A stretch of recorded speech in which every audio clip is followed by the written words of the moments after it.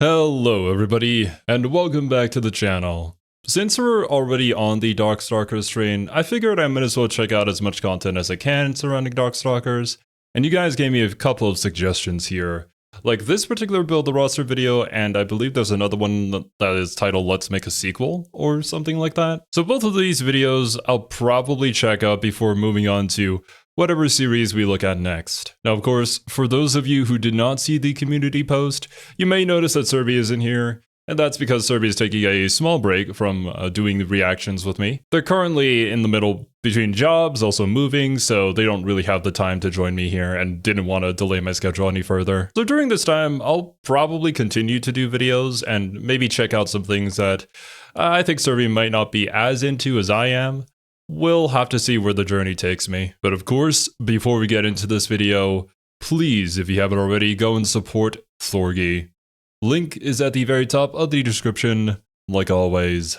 Hey there, fighting fans, and welcome to another episode of Build the Roster, the show where we take a hypothetical fighting game and build our dream roster around it. And I just want to say thank you to everyone who has been supporting this show. We've only done a few episodes so far, but the reception has blown me away. So I just want to thank everyone out there who has watched these videos, given us a thumb up, comment, or shared us around the web. I've seen you guys doing that on Twitter, and it means so much to me. So to say thank you, today, I'm going to tackle a game that people have been requesting for months now. I think for every YouTuber, whenever you create a new series, it's always a little bit nerve-wracking because you have no idea how, one, the audience is going to take it, or two, how the algorithm is going to dish it out, right? Now, obviously, these videos take a lot of time and effort to put together, so that time and effort could very well be wasted, which is why becoming a full-time YouTuber just isn't the play, I would say, for the majority of people. It is very unforgiving. The fact that after 5 years of doing YouTube, I'm still here somehow is a goddamn miracle. And people who are able to like find that edge in the algorithm and achieve like massive success, even fewer people out there. So yeah, I'm really glad that all this worked out for Thorgi, and I'm glad these series exist because I probably wouldn't have gotten into fighting games as much as I do now, and definitely wouldn't have gotten Serby into stuff like King of Fighters without them. Since this show began, I have had one game in particular that I knew everyone was looking forward to. A sequel to one of the most critically praised fighting games of all time. If only. So today, on Build the Roster, we are going to... Oh, wait, hold up. I just saw the calendar, everyone. Never mind. My bad. We'll have to get to this, another day, because it's October, and being a YouTuber, I am legally prohibited from talking about anything that isn't spooky and scary. Okay, let's see, a spooky fighting game. Omen of Sorrows? No, too obscure. Terrordrome? No, there's too many legal problems around that one. I wonder why. I guess Mortal Kombat has a lot of horror elements to it, and no, that's too much of a stretch. Man, I don't know if there's a horror and monster-themed fighting game out there. Can anyone think of a fighting game that's all about classic monsters not coming at all. together? Doesn't exist to Capcom either. What about Darkstalkers? Am I pronouncing that right? Darkstalkers? Is that a thing? I'm not entirely sure if Darkstalkers is a thing or not because I've been listening to Capcom for the last decade. Oh, I made myself feel bad. Although, a lot of you guys did point out that Capcom has sort of been returning to some of their less popular series, I suppose. Well, less popular isn't the right term here, because Darkstalkers is quite popular. But the series that they've ignored for a while now, because for one reason or another, they thought it wouldn't sell as well. We got a new Mega Man game in the works, so I'm hoping, praying, potentially, you never know. The fact that I'm doing these videos can maybe activate some sort of, I don't know, fate, some red strings start to get pulled, and then it brings it out of the ether into our physical universe. A Darkstalkers sequel, potentially.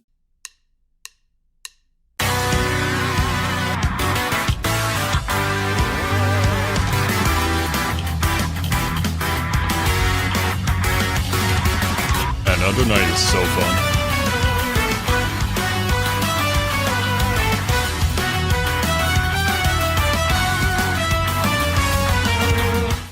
Yes, welcome to this very spooky edition of Build the Roster, the show where we take a hypothetical fighting game and build our dream roster around it. And when I was growing up and getting my first taste of the fighting game scene, I fell head over heels for Darkstalkers. As a kid, I was obsessed with monsters, and now there was a fighting game based around them by the same company that made Street Fighter. You could just drop me off at the arcade with a bag of quarters and I was set for the whole day because that was all I needed to hear. And over the years, the fighting game community's love for Darkstalkers has stayed strong. It's held on to that die-hard fan base that still cherishes this series. Actually, I think Darkstalkers was set for EVO Japan this year, right? Or did that already happen? I have not been keeping up with the times, as you guys can likely tell. Heck, even the casual fans have expressed interest at seeing a new installment. Who doesn't love Darkstalkers? That's a cool idea. All right, them. Yeah, despite the outspoken cries from audiences, Capcom loves to bring out that big sales chart that says, well, if you really loved it, then you would have bought Darkstalkers Resurrection. But it didn't hit our sales goal, so I guess you guys just don't want another Darkstalkers game.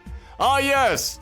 Because when I think of what a good barometer for people's interest in a game is, it's how many people bought the third re-release of 2 of their games that came. Okay.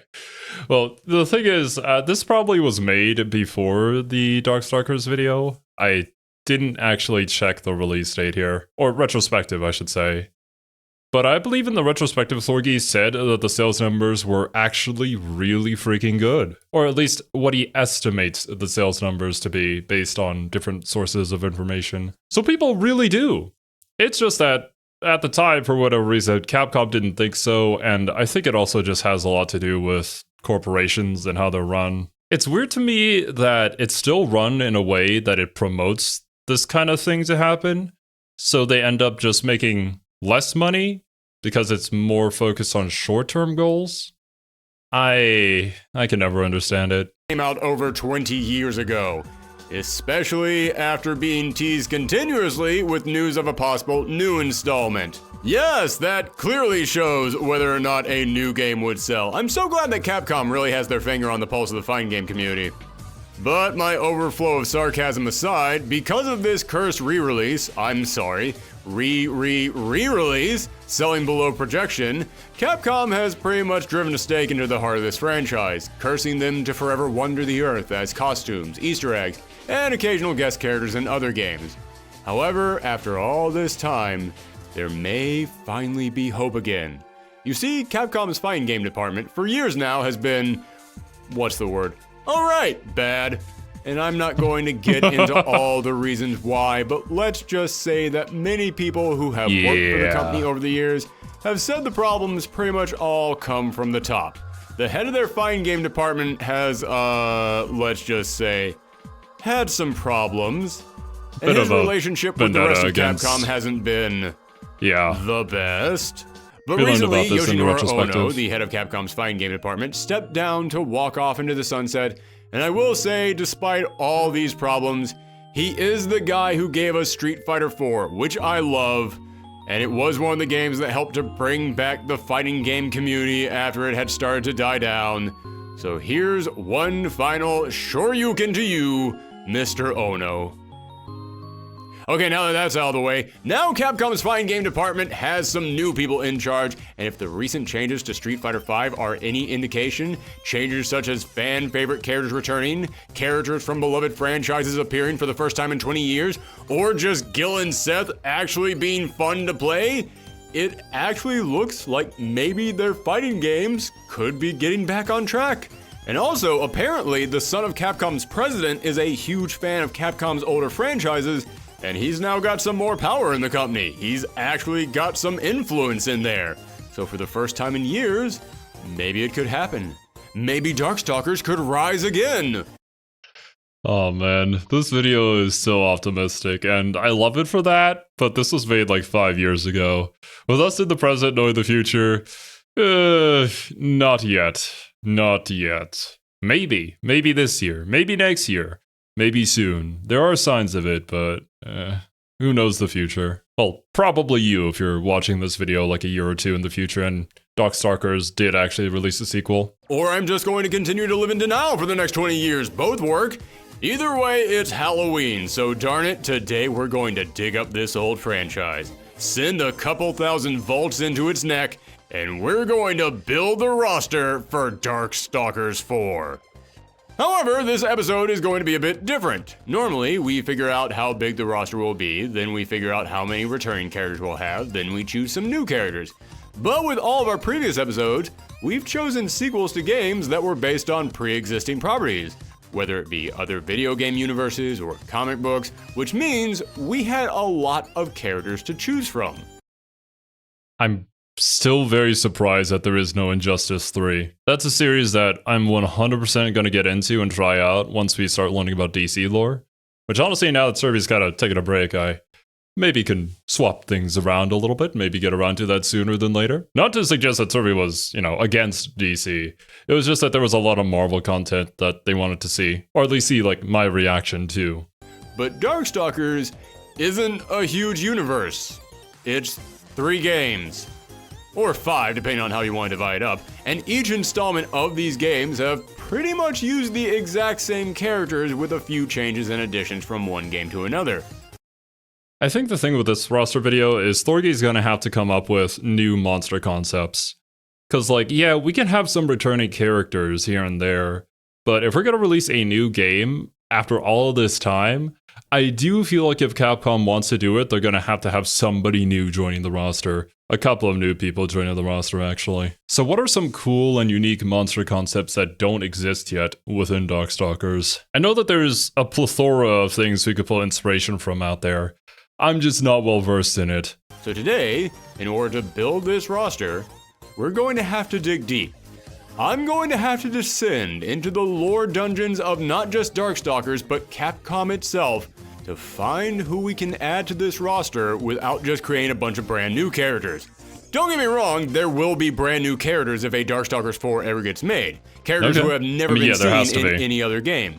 But I wanted to challenge myself to see how far I could get by just adding pre-existing characters. And believe you me, this was tough.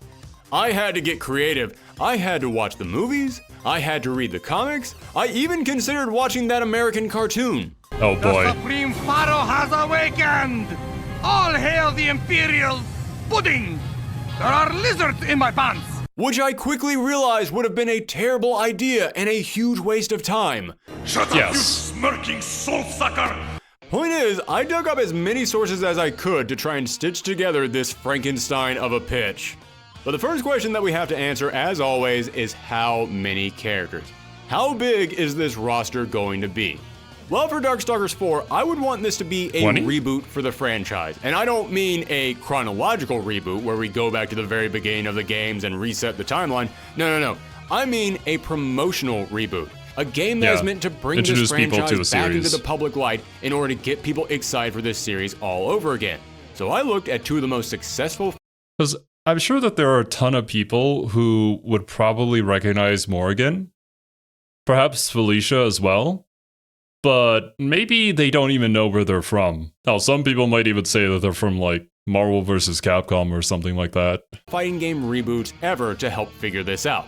Street Fighter 4, which didn't just bring Street Fighter back, but in many ways brought 2D fighters in general back into the spotlight.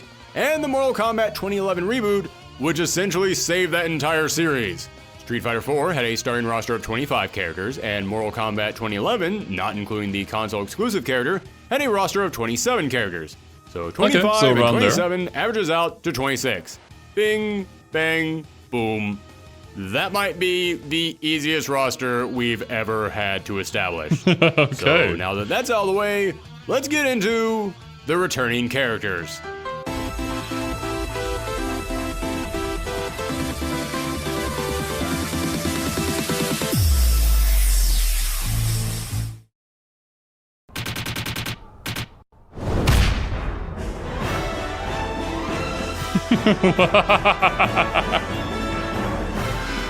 Oh man, I mean, you could probably fit everybody in there and you'd still have slots open, no?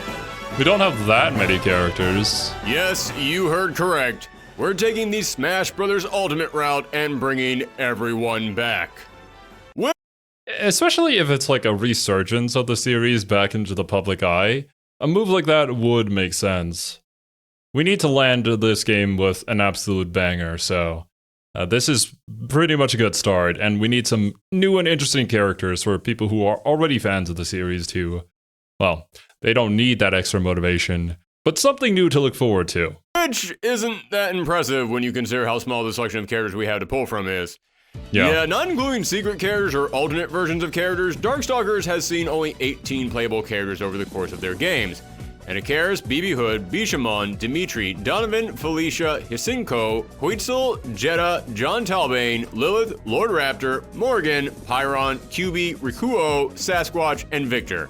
We could easily bring every single one of them back for this new installment and still add more characters on top. However, because I can never make anything too simple on this show, before we move on to the new characters, let's stop to examine why everyone is returning. Well, the main reason for bringing everyone back is because, as I said, this game is going to be a sort of reboot for the franchise. Not in terms of story, but more in terms of introductions. It will serve as a jumping on point for new fans because, well, yeah, it has been a while since the last new installment. Yeah. Darkstalkers 3 came out 22 years ago in the West. Even the last big re-release, Darkstalkers Resurrection, came out 7 years ago, and as I said, that pretty much just appealed to the diehard fans. People who already knew this franchise like the back of their hand. It didn't appeal to the new or casual fans. Another reason why it's not a smart idea to use that as an indicator about whether or not a new game would sell. So we're going to have to reintroduce people to the world of Darkstalkers.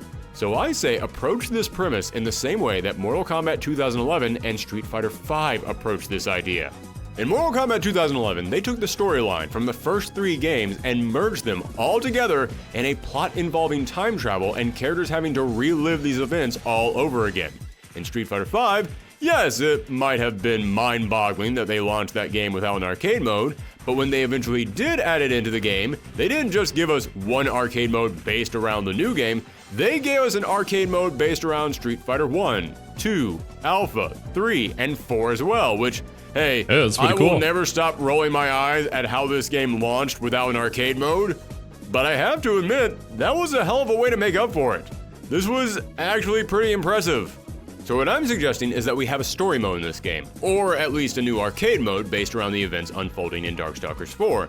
But we would also have a history mode, which would basically be one big cinematic sequence where a character in the modern day recounts the story of the previous 2 Darkstalkers adventures. I say 2 because Darkstalkers 2, or more accurately, Night Warriors, was mostly just a retelling of the first game with Pyron once again being the big bad guy. So someone would tell the story of the Darkstalkers and how they stopped Pyron, then tell us about how this led into Jeddah trying to gather souls to create a new god, and that would then bring us into the new game. Then, when you went into arcade mode, you would see an arcade ladder for each character based around the story of Darkstalkers 1, Darkstalkers 3, and a new arcade ladder based around the newest story of Darkstalkers 4. Sounds like a lot of work, but I do think that would be really goddamn cool to have. And like, it's Capcom. At this point in time, I don't think they're hurting for money or resources. They could probably do it. As long as, of course, they get enough money into that, or God forbid, they think it's not going to sell, so they just make something half-assed as a sequel. And each ladder would go into more detail about what each character did in these individual stories. In fact, we could include some artwork at the start and middle of each character's arcade ladder to help flesh out their adventure more, so that way everyone picking up the game for the first time would know inside and out who these characters are, what they did in the previous games, and what their involvement in the new story is. And just like in Mortal Kombat 2011 and Mortal Kombat X, I would go an extra step and provide each character with 2 costumes at the launch of the game. One would be their classic costume, showing off how they looked in the previous trilogy, then they would also get a redesigned costume for this new story showing how they've changed over the years. But that leads us to our next question. What is the premise of this new Darkstalkers? What is the story? Well, I didn't want to come in here and just write a fanfic for a new Darkstalkers game, and luckily, I didn't have to, because this franchise has already set up what the 4th installment would be. Really? You see, From in the second comics? game, Night Warriors, Other media? we were introduced to a hunter named Donovan, a man on a quest to slay the evil creatures of the night, while at the same time, fighting back against his own inner demon. You see, Donovan was a Dhampir, a half-human, half-vampire. When he was a child, he lost control of his demonic side and ended up slaying his entire village. Since then, he went on a quest to tame his inner monster, and along his journeys, he met a young girl named Anita who had great psychic powers. If I remember, Anita had to return in order to put down Donovan, right? So maybe we continue the adventure with her somehow? Her village called her a monster and wanted to kill her. Might be forgetting something. Donovan stepped in to save her. He could relate to this girl who was battling a darkness inside of her, but he could see that despite her blank expressions, she still possessed emotions. There was still humanity in her. So he brought her along on his quest to try and set her on the right path, and the two of them almost became a family, establishing almost a father-daughter or brother and sister relationship. However, towards the end of Donovan's journey, he couldn't fight his curse anymore. In Night Warriors, Donovan's last canonical appearance, it was revealed that he had been absorbing the evil of the Darkstalkers he'd slain, and now he couldn't fight it anymore. Anita witnessed the evil overtake Donovan, and this caused the curse that sealed her emotions to break as she cried for her friend. Donovan's ending then cuts ahead by 10 years as Anita has now recovered from her traumatic childhood, and Donovan wasn't doing too well. Yeah. However, Donovan's story didn't end there. Well, officially it did, but there is a bit of a secret ending for him. If you got the Japanese-only Vampire the Darkstalkers collection, the first time that all these games were re-released, you could do some special button commands on the select character screen to unlock a secret character, D. And D was meant to be Donovan after he gave into his evil side. After you beat the boss with D, he'll have one more match pop up, and you'll see his opponent is the grown-up Anita.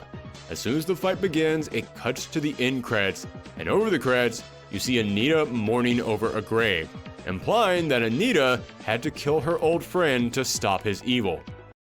I mean, we haven't seen exactly how powerful she is. I'd like to think that she straight up no-diffed him. This is our story for Darkstalkers 4. And the mystery narrator in the history mode, the mode that essentially just tells you the story up until now, would be the adult Anita who is thinking back on everything that has led her to this moment. Everything that has led up to Donovan becoming the new Lord of Darkness that she and the other Darkstalkers must stop. That's Could be why a good we would idea. have the classic costumes for the older characters, and we would have an excuse to play through previous arcade modes, and we would also get to make new costumes for these characters since 10 years have now passed. And I know some people might argue that there are some characters that canonically couldn't exist 10 years later, but we could still come up with something to do with them. For example, Lilith canonically merged with Morgan, meaning she doesn't really exist anymore, but she could pop up as some sort of a spirit that exists inside of Morgan's mind, kind of like Kagi for Ryu in Street Fighter V, or Pyron died in the first Darkstalkers, but you could say that a tiny ember of him survived, which spent a decade growing until he could I mean, you know, looking at BlazBlue, there's always a reason you can find to bring back characters. Now, this could potentially be to the detriment of the story. That's why during that video we had asked you guys, like, would you mind if characters didn't have any lore reason to be there? They were just sort of there for the sake of, we have this fighter that you guys enjoy here, but they may not be necessarily a part of the story or have already passed away in the lore. Personally, I don't mind at all if we had characters like that in the fighting game. Just for the sake of having them there, I'm just glad that they're there, right? I'd rather have that than have them sort of throw some absolutely BS reason for them coming back and sort of softening whatever impact something that happened to them, like, say, a character death that happened in a previous game, would have had on the people who played that game. But then, you know, on the other side, this is Darkstalkers. I don't really think we're that serious about the exact details of the lore. We're just here to see all these cool monsters fight each other. Form into a slightly different body. Trust me, there are ways for every character to return, even if it's just as a memory or a flashback. I have seen other fighting games work with less than that. But now that we know that everyone is returning, and we know why everyone is returning, that gives us 18 characters. Meaning, we've got 8 new ones to fill in. Less than we normally have on this show, but again, considering that I had to challenge myself to pull characters from Darkstalkers and Capcom lore for this, yeah, this was still some work. However, after some effort and several hours perusing wiki pages, I was able to do it. So here are your new Darkstalkers.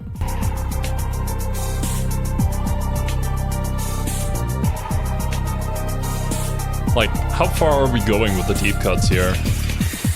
Let's kick things off with the two most obvious additions.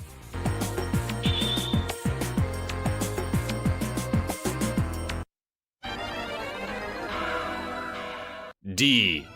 Yes, I know some people might say I should count him as a returning character instead of as a new character, but I'm still putting him in here because A, as I said, the only way you could play him was to get a copy of a Japanese-only Darkstalkers collection, then highlight the random character box, and hit the select button 9 times. Yeah, he might have existed before, but he was the most secret of secret characters. And B, he basically just played as a supercharged Donovan. But for this game, he's going to get a full redo. Remember... Yeah, it's like an alternate form of a previous character that we had who has gone through some sort of character development.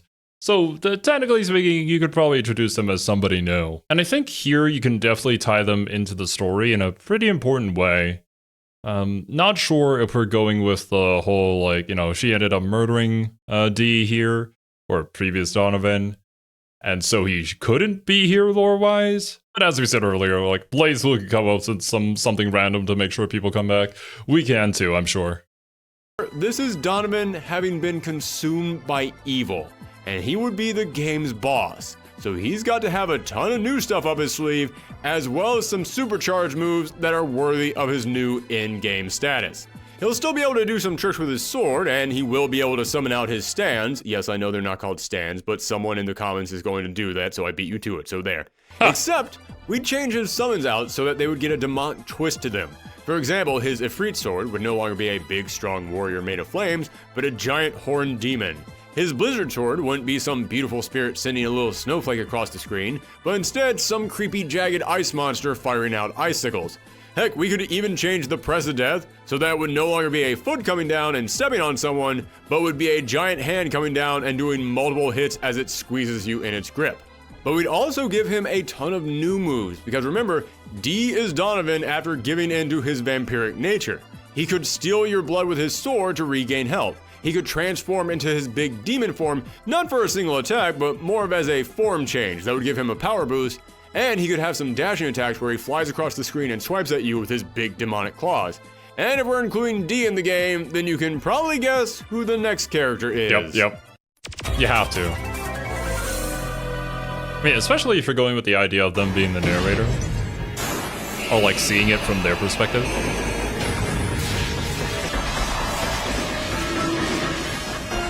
One would imagine in that scenario that she would be the new main character.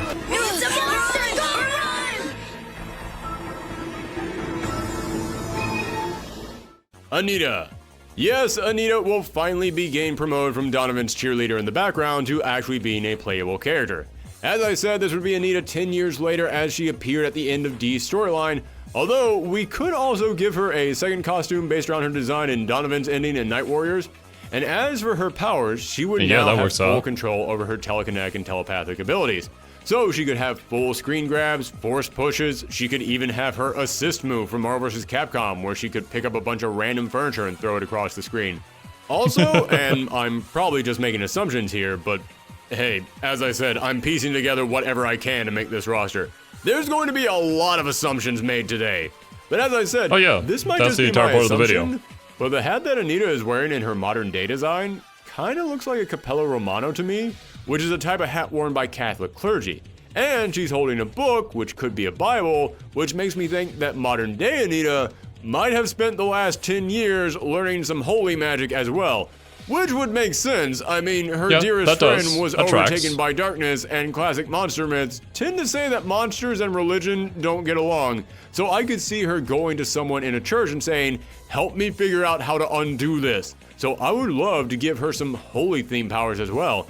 Which would be a good idea to throw in here anyways, even if it wasn't for Anita, because it just makes sense to me that if you have 20 some odd demons and monsters running around your game, all using the powers of darkness, there should be at least one character using the power of light. So alright, D and Anita were the most obvious choices to be new characters. However, they're not the only hidden sprites running around as hidden characters in previous games. No, there's a few others that we're including next. Wasn't there the puppet character who would like during the intro, go into someone's body and then become that character. You could probably take them and use them as a puppet character. Like, actually one. Not just for cool cinematic purposes. Oh yeah, there you go. Marionette. Yeah, now we're starting to get obscure. Marionette was another secret character in the Darkstalkers game. You could hover over the random box on the character select screen, then hit select 7 times, and you'd be able to play as her. However, play as her is being generous. Not really. Marionette was essentially the walking mirror match character. Whoever you fought against, Marionette would start the match off by possessing a different version of them, and then you would be that character. It was a weird secret, but she's actually kind of a favorite among Darkstalkers fans. That's pretty cool. A lot of people have asked over the concept. years for more information on her. What exactly is her deal? What's her backstory? Yeah. Well, by turning her into a full-blown character, this would give us an opportunity to finally explore that. However, we would completely change her around. She would no longer just be a walking duplication character, because this is a game about monsters and other scary supernatural creatures fighting, and Marionette fits a very specific archetype in the world of monsters: the creepy living doll. Yeah, long before Chucky hit movie screens, horror stories of living dolls and puppets were passed down for generations. So let's give her moves where she can swap out her arms and limbs for blades or drills, like she's got secret weapons hidden inside of her body. Have her tie her opponent up with her strings, and we could still give her a reference to her old role in the game as a mirror match character, as she can have a super where she possesses the opponent and stretches and contorts their body around.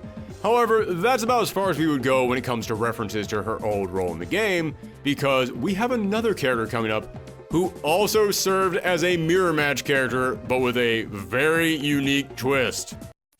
Really? I don't recall who it is.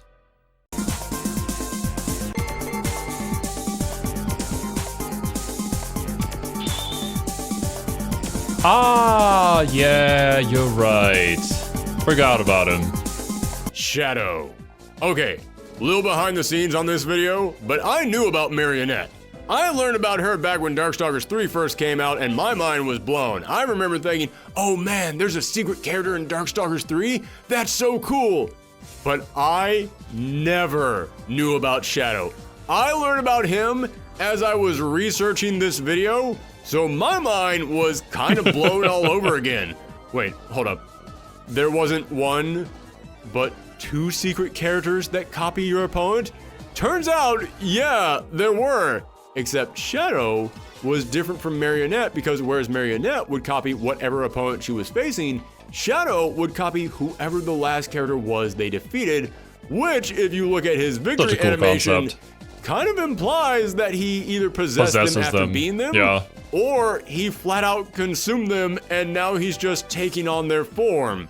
Now again, Shadow does fit a classic supernatural character type: shadow people, which are stories that have existed forever about dark silhouette figures that exist just out of the corner of your eye. That thing that you think is sneaking up behind you, but then when you turn around, there's nothing there. So yes, he will be returning to fit that monster trope. However, with Marionette, there's a lot that you can do with creepy living dolls, so we weren't going to lean too heavily on her being a copy character. But with Shadow? Yes, you could do a lot with the idea of shadow people. Heck. Yeah, well, yeah, there you go. Arakuda is a good example, but man, is he so annoying to fight against. You could go with that, but it also sort of feels like you're abandoning the old identity, if you could even call it that, for Shadow. So I wonder what direction Thorgi is going to bring this in.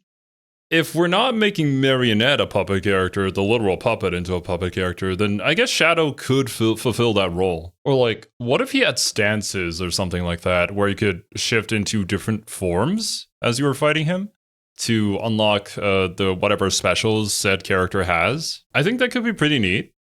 And also quite unbalanced, but I mean, we're not really talking about balance here just yet. Just the fact that this game could maybe exist is already enough of a miracle to happen. Other fighting games have already done it. But as I said, it was kind of implied that Shadow was consuming the people that he just defeated. And I like that idea. I think it's a good creepy approach for a fighting game monster. So I say, treat Shadow kind of how they treat Seth in Street Fighter V, or like Double from Skullgirls. He would be this big oozing black blob like he appears in the previous games, but when he fights, part of his big blobbish mass would transform for each hit. He wouldn't copy any one character in particular, but he would steal various moves from several characters, transforming with each hit. Yeah? Not fully transforming into any of these characters, but more of turning into a big black sludge version of that An amalgamation of them. For example, his heavy punch could see him turn his entire fist into a giant John Talbane head. When he blocks, he could transform into a big gooey version of Sasquatch. He could have his lower body stretch across the floor and then have a blobbish version of Victor pop up half screen and punch the opponent with an uppercut. For their throw, they could have a dark silhouette of Felicia reach her claws and upper body out of his chest, grab the opponent, then drag them inside of his body as he bashes them around and throws them out. Again, each attack would use visual cues from the other characters, but we would take advantage of his amorphous shape to really make him unique. In fact, for their victory animation, they could swallow up the defeated foe and then turn into a black silhouette version of that character, kind of making a reference to his old victory animation from the previous games. Alright, yeah, I think that would be sufficient. That was the last character who was playable in any way, shape, or form in a previous Darkstalkers game. Meaning now, I'm going to have to get even more creative. Mm-hmm. Deep cuts. Or something new. Have you considered your destiny? Do you believe in fate? Round 1. Fight! Kybit. Okay, if you thought those last two took some explaining, you haven't seen anything yet. 2 years ago, Street Fighter V released a Darkstalkers costume pack where you could dress these characters up as your favorite Night Warriors. You could dress Chun-Li up as Morgan, Urien as Donovan, Juri as Lilith, and you could dress Menat up as Kybit. And I remember almost the entire Darkstalkers fanbase looking at that and saying in unison, "What?" Yeah, I'll be honest with you. Ooh, right? I remember hearing the name Kybit about once or twice in my entire history with this franchise, and I remember it had something to do with Anakaris, but that was about all I knew. And I looked at Menat's costume here, and I had no idea what that was. Don't get me wrong, I like the design. Is it the snake specifically? But I just had no idea where that design came from. Well, to understand that, let's start off with who is Kybit. Anakaris has a few moves that involve his body coming apart. And when this happens, you can see very briefly a tiny ghostly face inside of him. Now, I always assumed when I was a kid that this was the real Anakaris. I mean, he is a mummy. All this stuff on the outside is just the bandages and the royal garbs he's wearing. His real body is probably some shriveled up ghost at this point. Turns out, nope. What you see here is Anakaris. And the little ghostly figure inside is his loyal servant, Kybit. Now, there is almost no official art of Kybit, but in the few pieces I could find, he is depicted as a ghoulish spirit or a big behemoth. So where the heck did this design for Menat come from? Yeah, I don't know, bro. Well, in Darkstalkers, a handful of characters have moves that transform other characters into different forms. Lord Raptor has the Helldunk that turns you into a basketball. Dimitri has Midnight Bliss that turns male characters into female versions, and female characters into... whatever someone on the development team's really specific kink. And Anakaris has Farah's Decoration, where he turns you into your Midnight Bliss version, then he turns you into a small object. Yeah, Darkstalkers was weird. Never knew that. Really weird. So what does this have to do with Kybit? Nothing. What does it have to do with Menat's costume? Well, when you do the Farah's Decoration, Anakaris summons out a group of his worshippers, and this was their design. Yeah, that's where this look for Kybit for Menat's costume came from. One frame of animation during his super. This is one of the weirdest choices for a character costume I have ever seen. However, it does exist. And Capcom came out here and pointed at that design and said, yep, that's Kybit from Darkstalkers. I mean, if you want to give Menat a costume, I feel like it is just incredibly fitting, and it would be a shame if you didn't take that specifically. You know, if you're gonna go for something from Darkstalkers, that just kinda works. But it's not necessarily Kybit, it's just a design from the Super. Alright, that is totally a thing now. So if Capcom is going to say it's a thing, we should maybe make it a thing. Which means this will be the first time in fighting game history then alternate costume won't be based on a character, but a character will be based on an alternate costume. However, as weird as this choice is, and believe me, it is weird, there is stuff we can take from the tiny microscopic amount of information that we have and turn into some interesting moves. As I said, Kybit, or more accurately, the design that eventually became Kybit, is summoned out for the Pharaoh's Decoration move, which curses the opponent. So we could have most of Kybit's moves revolve around spells or curses that do damage over time, or drain your opponent's meter, or messes with their button commands. Also, just throwing out one alternative idea, that could be if fun. we don't want to call this character design Kybit, even though Capcom already did call it Kybit, we do know that Anakaris has a wife, and a Maha, and she does appear in the game as part of Anakaris' victory animation. Yeah, just take her design. So we could take her just as a say character. that it's her. Yeah. Which honestly makes as much sense as anything else I've said about this character so far. All right, now we've got 3 more slots to fill, and for this next character, I'm actually not even picking a Darkstalker, but rather a character who was nearly a Darkstalker.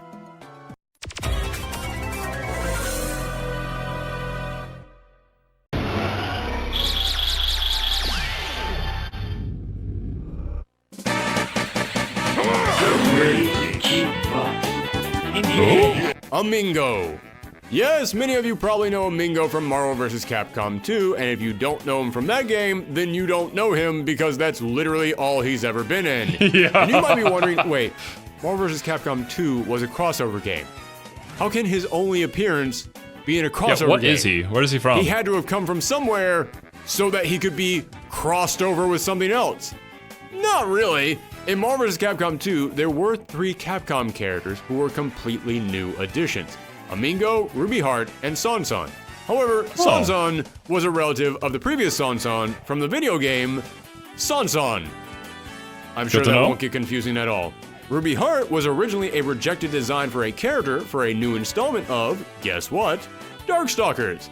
Yeah, not kidding. That was confirmed by Yoshinori Ono and Seth Killian. But Amingo... Oh, that's a shame. Yeah, it's never been confirmed where he originally came from. But most people believe that he was also a design for an upcoming Darkstalkers game that never came to be. I mean, he does fit the vibe, I suppose, and just look at his animations too. Feels like it fit right into a Darkstalkers game. Which is exactly why I'm putting him in here. If he was supposed to be in a Darkstalkers game that got canceled, let's give him a chance to live again in this game. I know some people might say, well, that's just a rumor. It was never confirmed. It's not actually real. That's true, but to quote the man who shot Liberty Valance, when the legend becomes fact, print the legend. Who thought we would be quoting a classic 1960s Jimmy Stewart movie in our Darkstalkers episode? Point is, it doesn't matter if the rumor is real or not. This movie. We've spent 20 years circulating that rumor around, so at this point, it's become real. Amingo was supposed to be in a canceled Darkstalkers game, and no amount of reality is going to change that.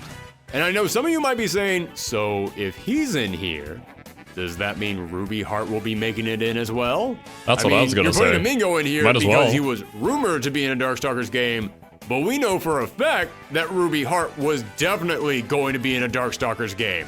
Honestly, there is a really strong case to be made for including both of them.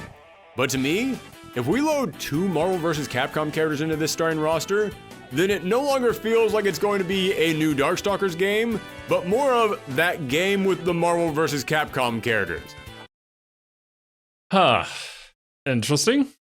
I can kind of maybe see that point. I wouldn't personally feel that way, probably just because I don't know too much yet about MVC, or have played MVC and gotten used to these characters being from said game. So to me, it'd be like, finally they got an appearance in the series that they were meant to be in, at least from the perspective of learning of the history of these characters. I think including 1 character is fine, but 2 would start to overshadow the rest of the show. However, that's just for the starting roster. I would totally include Ruby as a DLC character.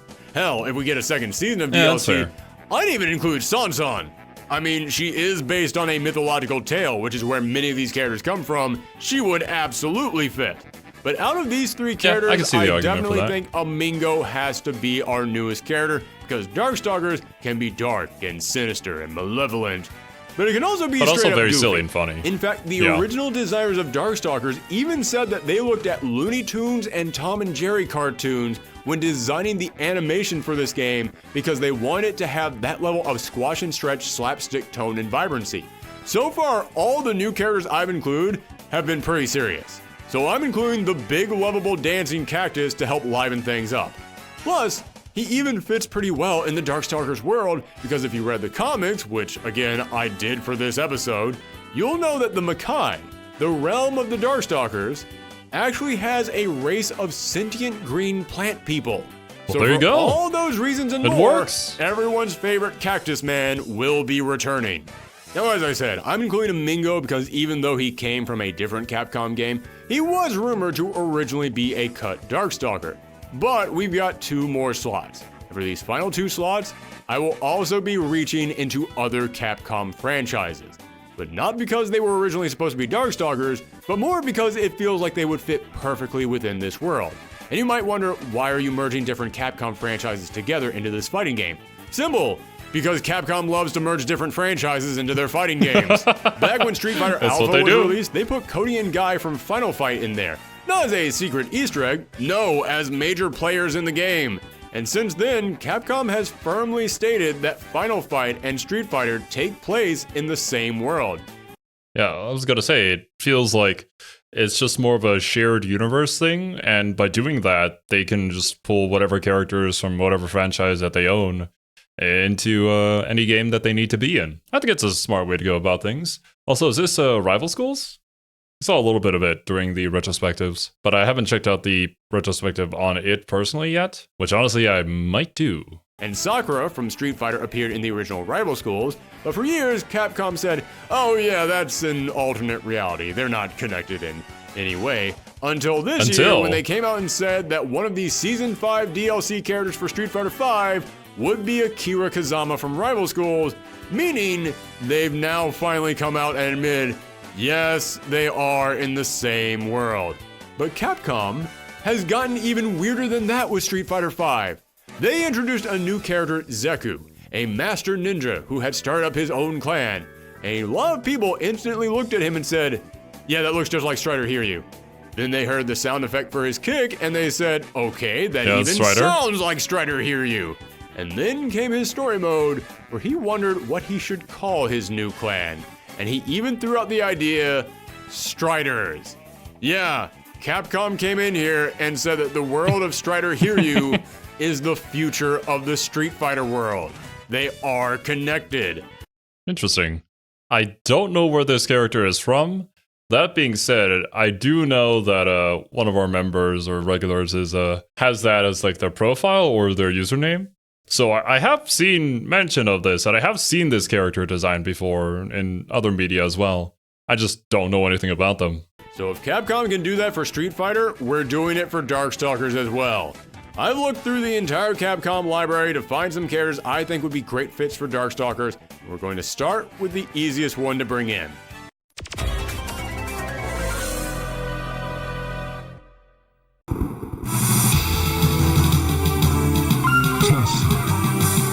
What is this? Tessa from Red Earth.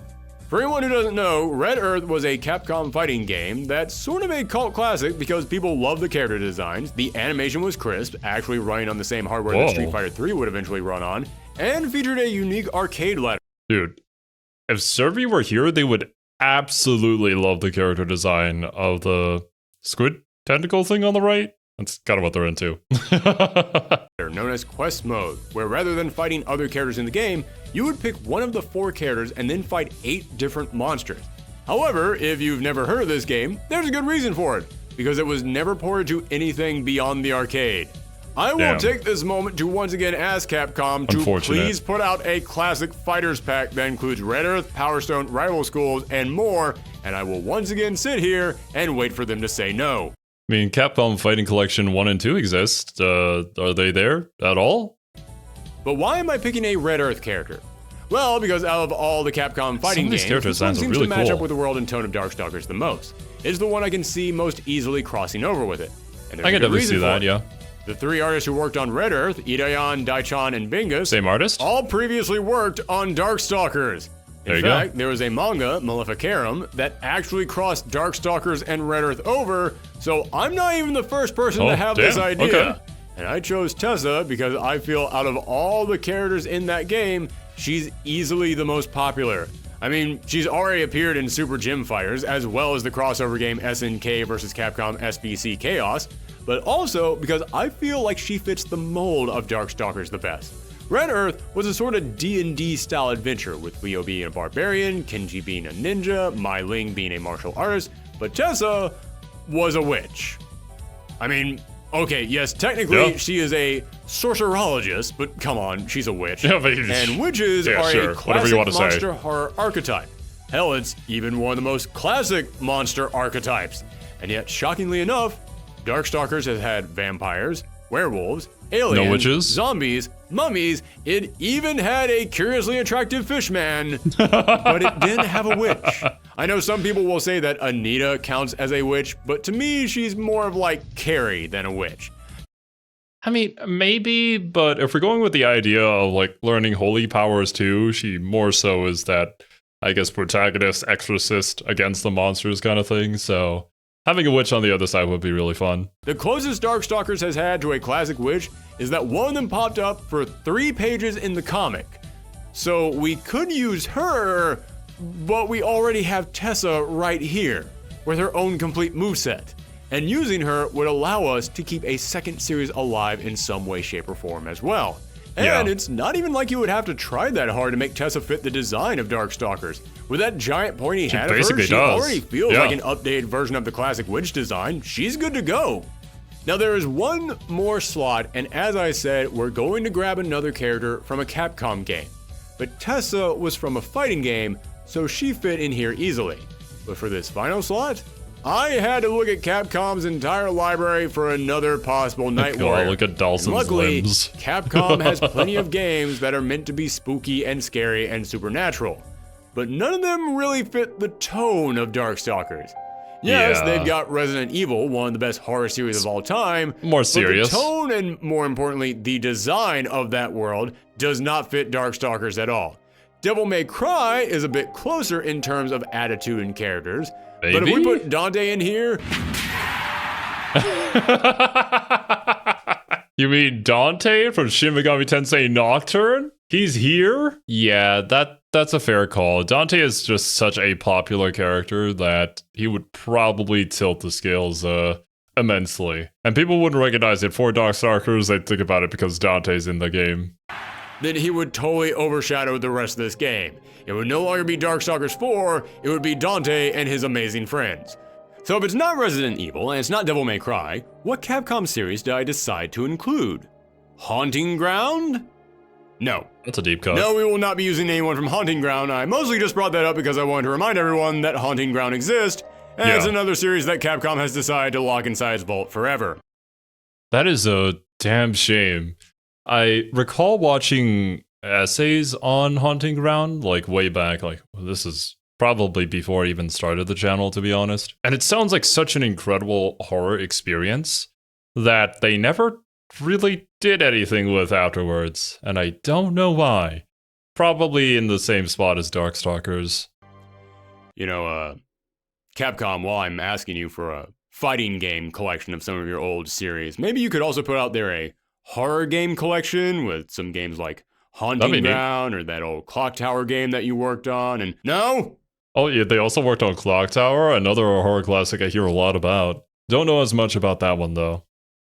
That's another big fat no? You're just going to re-release Dead Rising for the 8th time? Alright, it was worth a shot. You do you, Capcom. No, for the final fighter, we are going with...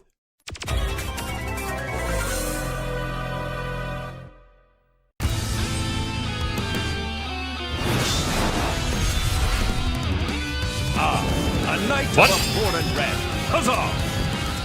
Death shall be your reward. Live and let die. Arthur from Ghost and Goblins.